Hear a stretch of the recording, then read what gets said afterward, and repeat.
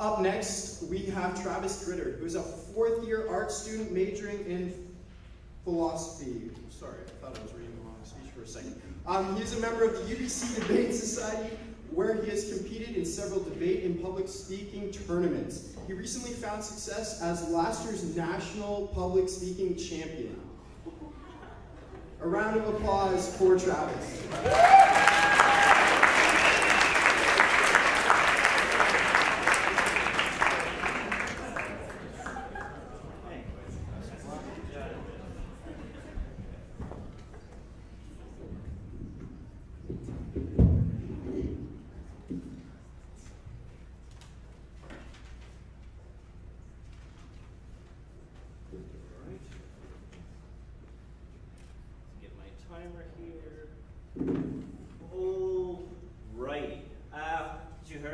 Travis. I'm a fourth-year art student who's studying philosophy.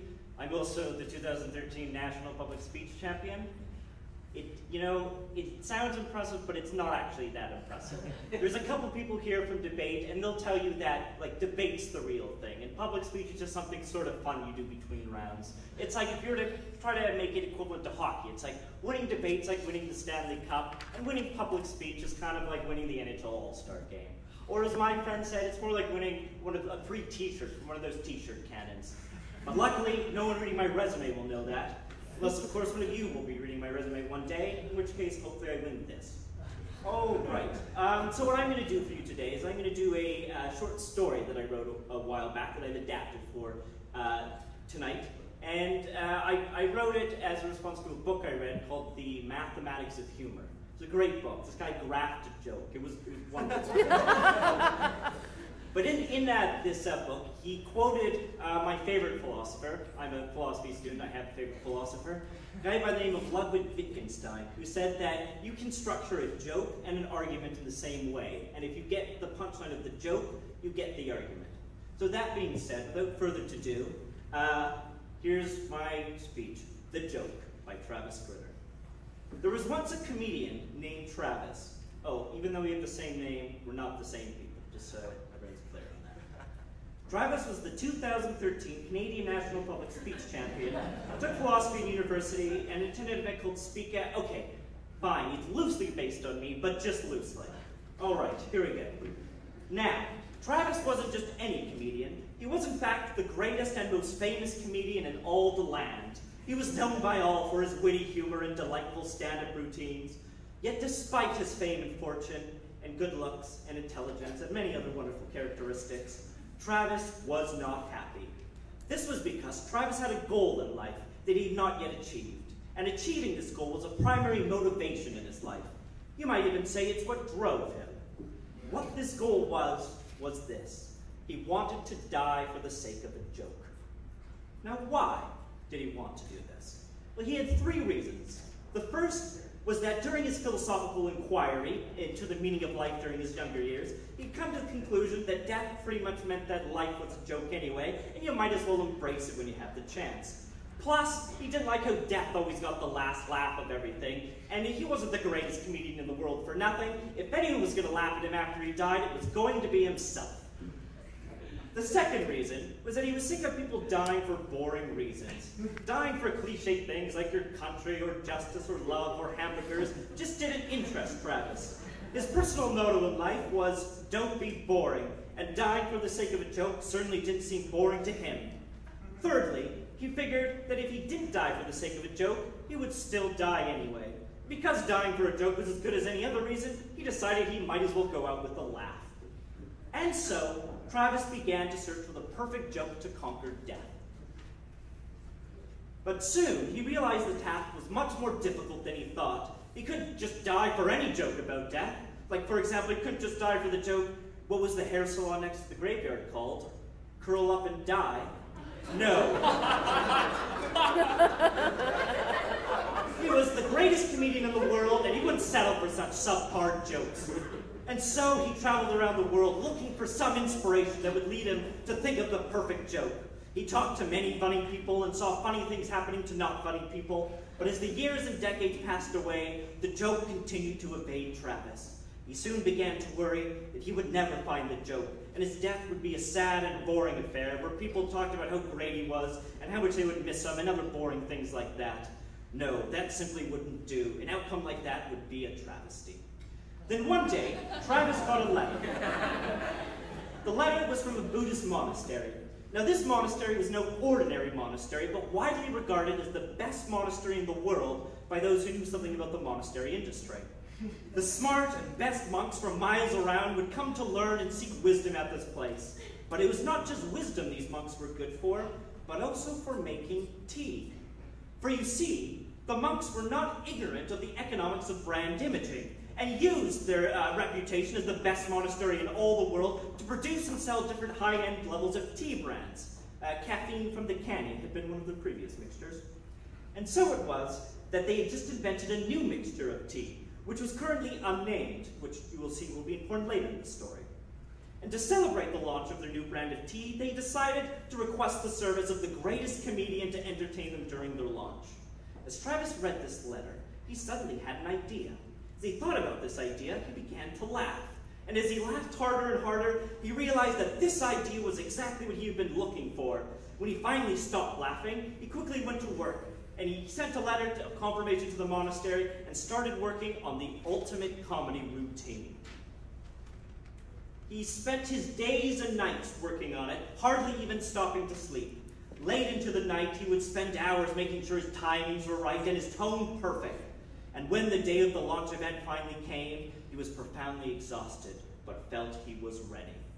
When he arrived at the monastery, he was escorted to the place where the celebration was being had. The monks were already beginning to file in, and he was led to a seat at the front of the room where he was offered some delicious fortune cookies and tea. But he was too nervous to eat or drink anything. Soon the time came for him to perform, and the chief monk, who was the wisest and smartest monk in all the monastery, which was probably the reason he'd become the chief monk in the first place, stood up to introduce him. "Welcome, everyone," he said to the crowded room. "Today is a proud day for us, for not only are we still all very wise, but we also just produced a delicious new brand of tea that we think is going to inspire wisdom for all and make us a whole lot of money." The crowded room cheered their approval. "So today, the chief monk continued, we've invited the best and famous comedian in all the land to entertain us. Please welcome Travis." Travis walked onto the stage. He looked at all the monks sitting in his room, looking earnestly at him. He had done this many times before, but he knew that this comedy routine was the most important routine he would ever give. He breathed in deep one last time and begun. It was glorious. Within moments, he had all the monks doubled over in laughter as he delivered joke after joke. His delivery was clean and crisp, his punchlines worded to perfection, and his timings, well, on time. He went on for only 10 minutes, but to everyone there it seemed as though time had stood still. From then on, it was widely considered the greatest stand-up routine ever given. After he was done, he stepped away from the microphone, and after the laughter had died down, which took some time, the chief monk, who was still very wise, walked to the stage and took the microphone.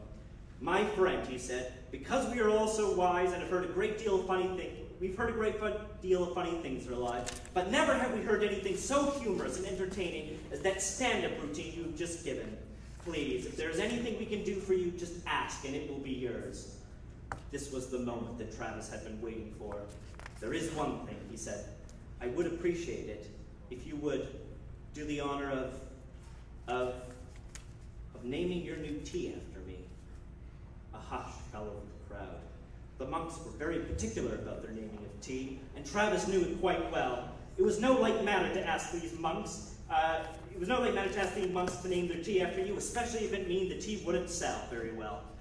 But because he had delivered the best stand-up routine of all time, or if he hadn't delivered the best stand-up routine of all time, such a request would have been denied on the spot.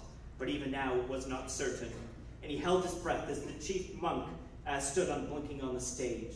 Finally, he moved towards the microphone and said, "I do not know why you ask this of us, great comedian, but if this is your wish, I did promise to grant you your wish, then so it will be. We will name our tea after you." Travis breathed a sigh of relief, and all the monks cheered their appreciation. With that, someone turned on music and a party started that lasted late into the night and included drinking many cups of delicious tea. The next morning, they found Travis dead.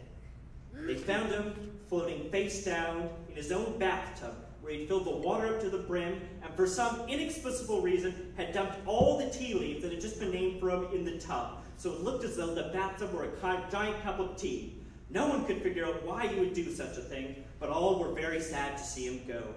Later that night, the monks held a memorial service, which was led by the chief monk. The monks had all gathered there to bid farewell to Travis. We're all very solemn and serious, and not in a laughing mood at all, except for the occasional chuckle where someone had remembered something funny Travis had said the night before. As the chief monk took the stage, he was about to begin speaking. But when one of the not-so-important monks dashed onto the stage, handed the chief monk a note, whispered something in his ear, the chief monk listened earnestly, nodded, thanked the not-so-important monk, who then just ran off the stage and was immediately forgotten about. The chief monk then began speaking. Tonight we are here to bid farewell to the great comedian Travis, who we have been entertained by and who we have named our tea after. He died this morning for some unknown reason by drowning himself in a bathtub full of the very same tea we had just named after him. While we don't know why he did this, I've just been informed that this note, which was written by the great comedian, was found in his room just moments ago. Perhaps it will provide some answers as to why he did this. I think it is only right that we all hear what it has to say. The chief monk slowly unfolded the note, cleared his throat, and read out loud the final words of the great comedian. To die by travesty would be a travesty. And he became the first person in the world to die for the sake of a joke. None of this mattered, however, because he was dead. Thank you very much.